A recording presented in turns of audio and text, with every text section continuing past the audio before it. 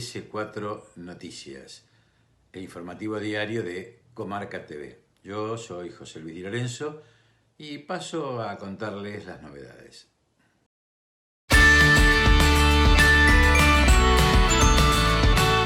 Frente a la pandemia mundial de coronavirus que vivimos, el Papa Francisco pide especialmente por la ayuda a aquellas personas que no tienen hogar.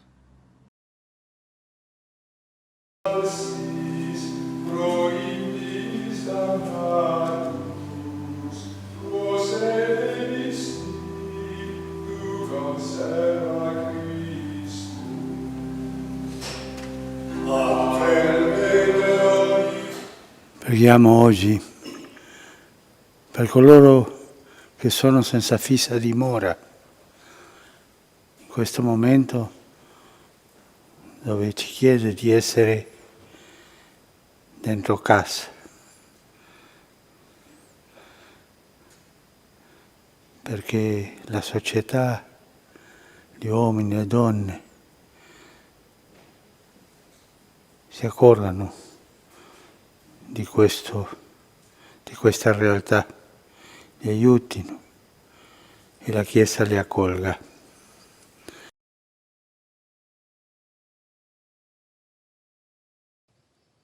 Paradójicamente, en la primer potencia del mundo, en Estados Unidos, el COVID-19 se extiende exponencialmente y aumentan las críticas a su presidente Donald Trump.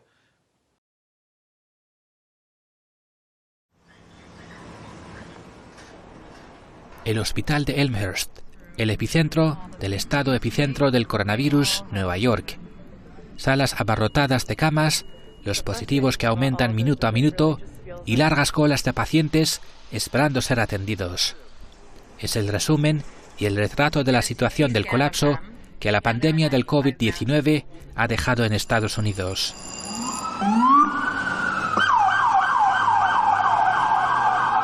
En Nueva York, el estado más golpeado por la propagación del virus, hay unos 60.000 infectados y unos 1.000 muertos. Los empleados de salud advierten que les falta el equipo médico y que en días se quedarán sin respiradores artificiales y otros suministros. Denuncian además que se les haya pedido reutilizar equipos de protección, incluidas mascarillas. Se supone que las mascarillas deben utilizarse una sola vez. Antes del coronavirus las usábamos una sola vez. Y ahora, de repente, los Centros para el Control y Prevención de Enfermedades dicen que está bien para nosotros reutilizarlas porque no hay suficientes suministros. El gobernador de Nueva York, Andrew Cuomo, lamenta que a pesar de que en el estado hay más casos que en otros estados, la ayuda de la Casa Blanca es de unos $5.000 millones, equivalente al 2% del presupuesto estatal. Todos esperamos esta legislación porque creíamos que dedicaría dinero para ayudarnos con nuestro déficit de ingreso, pero esto no sucedió. En todo Estados Unidos hay unos 140.000 casos, el mayor número de contagiados en un país. El virus ha dejado además más de 2.400 muertos. Desde que apareció por primera vez en el país a finales de enero, Trump ha vacilado entre minimizar sus riesgos e instar a los estadounidenses a tomar medidas para frenar su propagación, y ha evitado decretar medidas duras, porque según sostiene, no quiere que la solución sea peor que el problema. Pero peor es lo que vendrá en las siguientes semanas, según ha afirmado el principal epidemiólogo del gobierno a la CNN. Mirando a lo que estamos viendo ahora, saben, diría que entre 100.000 y 200.000 muertos, pero no quiero sujetarme a eso. La enfermedad aún se está extendiendo y hay incertidumbre sobre cuándo las medidas de la administración Trump lograrán reducir el ritmo de avance de la enfermedad, lo que se conoce como aplanar la curva, que daría más tiempo a los hospitales para ampliar su capacidad de respuesta ante esta pandemia. Bahit Jodadadi, Hispan TV Noticias.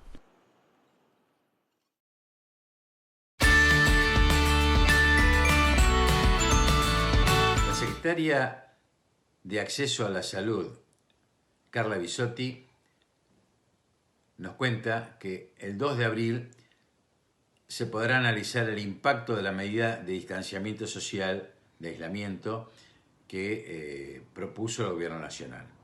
Agregó que en Corea y en China, recién en el día 19, comenzó a verse el aplanamiento de la curva de contagios. Escuchémosla. Son 966 los casos confirmados de coronavirus, de los cuales el 57,5% afecta a varones y el 42,5% a las mujeres. La edad promedio es de 44 años y el 50,6% está relacionado con viajes al exterior. La transmisión a nivel comunitario se registra en el área metropolitana Buenos Aires, Chaco y Tierra del Fuego. También tenemos transmisión local en conglomerados en las provincias de Santa Fe y Córdoba. 21 son las provincias que han reportado y se han confirmado casos en nuestro país, no variando esto con respecto al día de ayer. Tenemos 24 fallecidos a la fecha, con una edad promedio de 68 años. Son 55 los pacientes que se encuentran internados en terapia intensiva y 240 los pacientes que ya han sido dados de alta. 228 altas ya son transitorias y 12 altas son definitivas. 4.065 son los casos que han sido descartados por el laboratorio Anlis Malbrán y la evaluación a nivel epidemiológico. Desde el punto de vista epidemiológico se ha modificado la definición de caso sospechoso.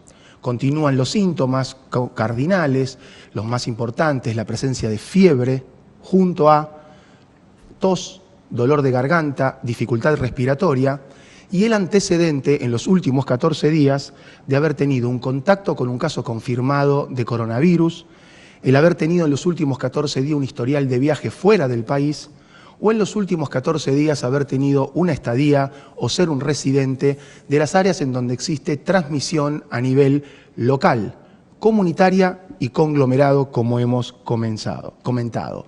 O sea, el área metropolitana Buenos Aires, Concava y la zona del Gran Buenos Aires, la provincia de Chaco y Santa Fe, la ciudad de Córdoba, la ciudad de Altagracia y la ciudad de Río Cuarto en la provincia de Córdoba, así como el área de Ushuaia en la zona de Tierra del Fuego para definir casos sospechosos. En un principio eran casos importados y esos casos importados venían del hemisferio norte, por eso también se les realizaba primero el test de influenza. La mayoría de los primeros casos dieron negativos para coronavirus y positivos para gripe y en esta dinámica, en este momento otra de las recomendaciones y de las decisiones, además de ampliar la definición de caso, es realizar directamente el test de coronavirus sin la necesidad de hacer el test de gripe primero. El objetivo es sensibilizar la vigilancia, es detectar la mayor cantidad de casos posibles y esto va de la mano de esta ampliación de la posibilidad diagnóstica con los kits diagnósticos y con la descentralización del laboratorio. Esta definición de casos es dinámica y seguramente en los próximos días se está revisando y tendremos también novedades en función de la circulación comunitaria o en conglomerados en algún otro lugar del país. En relación al aislamiento social preventivo obligatorio, el 2 de abril se cumple el primer periodo de incubación del virus, donde vamos a poder empezar a analizar la situación en relación a al impacto que puede haber tenido esta medida de distanciamiento social tan intenso que se generó en Argentina con esta intención de disminuir la circulación de personas para minimizar la transmisión y como dijimos ayer sabemos que esa disminución de la circulación de personas ha sido exitosa y en la próxima semana empezaremos a ver, como sucedió en Corea y en China, que recién a partir del día 19 se empezó a ver el inicio del aplanamiento de la curva, estos resultados para monitorearlos y compartirlos también. Nos estamos preparando para dar la respuesta asistencial al COVID-19. Seguramente van a aumentar la demanda de camas en todo el sistema de salud. Para ello estamos trabajando intensamente, tanto con el sector público, con todas las provincias, en el marco del Consejo Federal de Salud, como con el sector privado a través de las cámaras y las asociaciones que representan las clínicas privadas en el país. También estamos trabajando muchísimo con las asociaciones científicas de todo el país, con las sociedades científicas, y en ese marco hemos logrado un consenso de trabajo muy importante, fundamentalmente con la Sociedad Argentina de Terapia Intensiva y también con otras sociedades científicas. Bien, en este marco preparatorio estamos trabajando en dos líneas importantes. Por un lado, sabiendo que vamos a tener más requerimientos, seguramente, de camas, y fundamentalmente las camas críticas, que son importantes en virtud de la mayor complejidad que requieren para atender a los pacientes, estamos trabajando en principio con la hipótesis de aprovechar o optimizar el recurso que hoy tenemos, es decir, la cantidad que hoy tenemos. La República Argentina tiene 8.444 camas de terapia intensiva o de cuidados críticos para adultos, que son las que se van a requerir para la atención de esta pandemia. En ese sentido, estamos hoy trabajando con un lineamiento muy claro que ha partido del Ministerio de Salud de la Nación y que se está acatando en todos los niveles, de disminuir la actividad programada. El pago de la deuda externa debe esperar. Esto dijo el presidente de la Nación, Alberto Fernández, quien a la vez volvió a exhortar al cumplimiento del aislamiento, porque es importante, agregó, dominar al virus como sociedad. Estamos viviendo un tiempo donde debemos definitivamente esperar para seguir pagando deuda. Y la segunda cosa que pedí es terminar con los bloqueos económicos. Porque la pandemia nos exige ser muy solidarios con todos, y hay países en el mundo que por razones políticas están sometidos a bloqueos, que no le dejan entrar alimentos, que no le dejan entrar medicamentos, y la verdad es que es imposible pensar que somos buenos seres humanos dejando que esas cosas ocurran. Y esas cosas son las que planteo, y las planteo con mucha firmeza, más allá de la cuestión política, que uno puede estar de acuerdo o no con un gobierno ocasionalmente en un país. Lo que no podemos es dejar de ser solidarios con los venezolanos, con los cubanos, que soportan un bloqueo y que en esta pandemia quedan abandonados a su suerte. Estamos en un momento donde no nos salvamos solos, nadie se salva solo. Para salvarnos, tenemos que salvarnos con el otro. Y por eso tenemos la oportunidad, como políticos y como gente de esta raza humana, de poner la solidaridad como bandera. Nosotros no podemos admitir la cultura del descarte. No podemos admitir que nosotros hay seres humanos que debemos descartar porque están sobrando y viviríamos más cómodos sin ellos. Acá nosotros tenemos que construir un gran paraguas que a todos nos ampare y que a todos nos proteja. Y es eso, la verdad, yo creo que es un gran momento para apelar al sentido más profundo de la humanidad, del ser humano. Recuperar esos valores, René. En el caso argentino, nosotros hemos dicho desde el primer día que llegamos que no vamos a pagar la deuda a costa de los argentinos. Nosotros hemos ofrecido un plan para poder cumplir, pero no a costa de postergar a la Argentina. Para nosotros la prioridad es la Argentina, y en este momento la prioridad es la salud y la vida de los argentinos. Este sistema capitalista te puede durar 10 minutos la fortuna. Mirá cómo se han destruido empresas y fortunas en minutos porque la pandemia arrasó con todo. Y entonces, en verdad, es para que pensemos de qué nos sirve construir y acumular y concentrar tanta riqueza si un virus puede terminar con toda tu riqueza y toda tu fortuna en 10 minutos. Hasta acá los despidos no se han concretado y no se van a concretar. Efectivamente, hubo una empresa en la Argentina que despidió 1.400 personas de un plumazo, como decimos acá. Esa es la y empresa, la verdad que nosotros... Eso es. Y entonces yo ahí fui muy firme. Yo no voy a dejar que eso pase. Porque una regla de solidaridad es que en una situación como esta nadie se quede en la calle, nadie se quede sin trabajo. Entonces hoy estuvimos a la mañana trabajando con el Gabinete Económico y Social y le di instrucciones al ministro de Trabajo para impedir los despidos de este modo.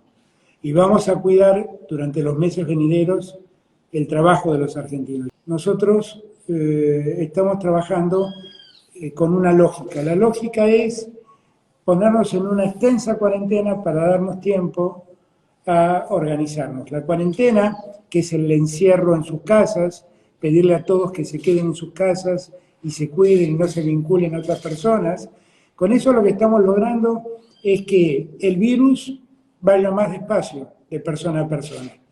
Y ganando tiempo, estamos construyendo toda la infraestructura sanitaria necesaria para poder hacer frente a lo que puede ser el peor escenario. El resultado, nosotros tenemos una diferencia con el mundo.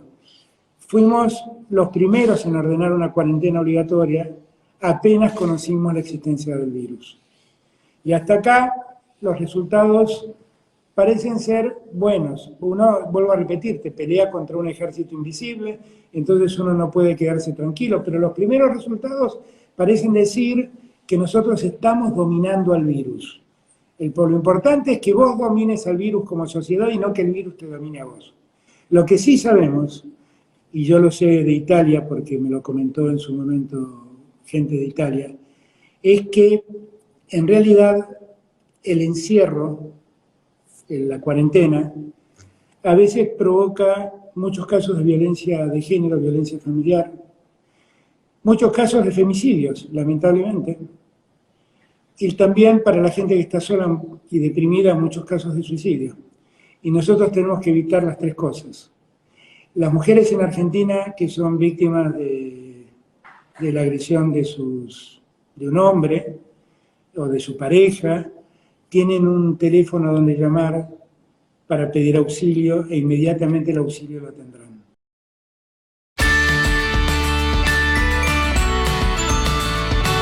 Gustavo Bordet, gobernador de Entre Ríos, le pidió al presidente Alberto Fernández la intervención de la Nación para sostener el empleo privado frente a los efectos económicos que derivan de la pandemia de coronavirus que estamos viviendo.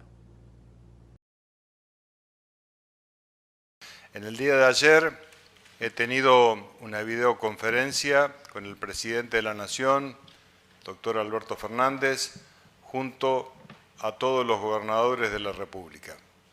Fue una conferencia en la cual le manifestamos el apoyo unánime de los 24 distritos provinciales a las medidas de prolongación del decreto que oportunamente se había emitido por el cual se establece el autoaislamiento obligatorio o la cuarentena como comúnmente se conoce. Quiero también manifestarles que en la videoconferencia le pedí la intervención al presidente para poder sostener el empleo privado en nuestra provincia y, por supuesto, también en el contexto general. En este sentido, el presidente manifestó que existe a disposición de cualquier empresa que presente su formulario 931 por disposición del Banco Central la posibilidad de tomar un préstamo a tasa del 24% para la totalidad de una nómina salarial. También quiero decirle a toda la población de Entre Ríos que en el día de mañana estaremos anunciando medidas que tomaremos desde el gobierno provincial para facilitar la actividad privada y para poder generar estímulos que, repito, propendan al sostenimiento del empleo y también que estén dirigidas a aquellos sectores de la economía formal que más están sintiendo los efectos de esta medida y que son mayoritariamente el sector de servicios, de turismo, el comercio y también otros rubros que se han visto afectados.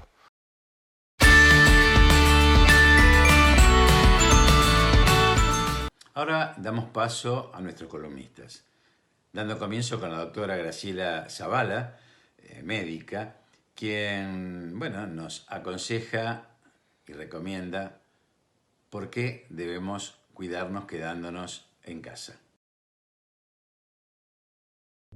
Hola, mi nombre es María Graciela Zavala, soy médica, matrícula nacional 71.520. Hoy quiero conversar con ustedes sobre lo que es el aislamiento. Estamos en aislamiento preventivo obligatorio. Pero muchas veces esa palabra no termina siendo del todo como la imaginaron las autoridades. Estar en aislamiento significa quedarnos en casa. Es verdad que podemos salir a los comercios de cercanía y que eso está previsto. Pero si yo salgo 2 veces por día, todos los días, la posibilidad de estar expuesto y a la vez de poder llevar algún germen que yo tenga hacia otros aumenta. No solo tenemos que pensar en que podemos contagiarnos de la afuera, también nosotros podemos ser vectores de esa propagación. Entonces, no usemos este permiso arbitrariamente y salgamos todos los días. Hay personas que salen a la mañana y a la tarde. Me dicen, voy y vengo. No. El aislamiento es, piensen, una palabra fuerte, estar aislado. ¿Por qué lo usaron? ¿Por qué no usaron otra palabra? Porque la idea era tener una fuerte presencia de esta conducta, que es no estar con otros, quedarnos adentro. ¿Lo entienden? Si no podemos cumplirlo, preguntémonos, ¿qué nos pasa? ¿Tengo miedo? ¿No me banco estar sola?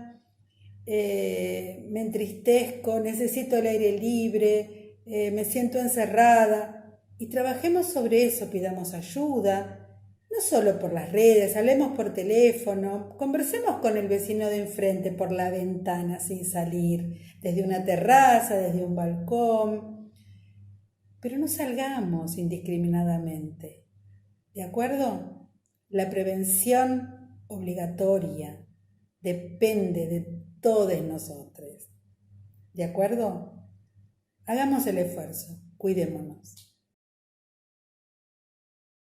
Ahora vamos a dar paso al otro columnista habitual, que es el viejo profesor, que nos viene aportando principios metodológicos a modo de andador conceptual para pensar un nuevo modelo de vida, un nuevo proyecto de país.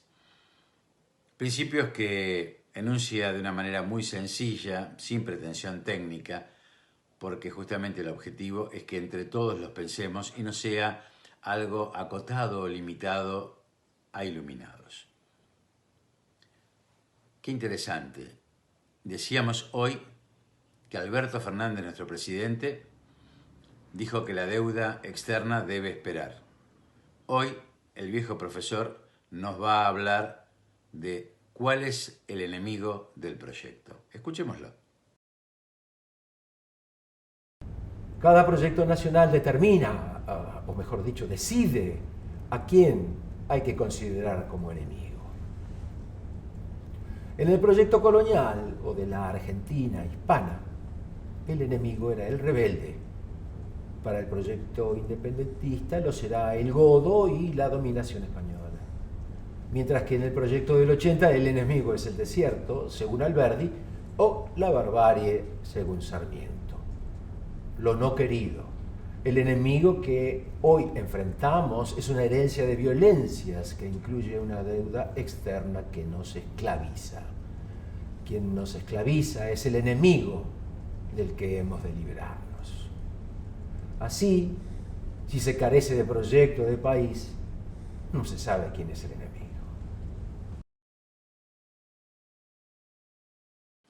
Cuídate, cuídame, cuidémonos. Este es el trabajo, es la carga solidaria de convivencia que tenemos que afrontar hoy los argentinos. Y aprendamos de esta experiencia y de este tránsito doloroso que justamente es el trabajo el que construye, el que sostiene, el que financia un proyecto de vida, un proyecto de país.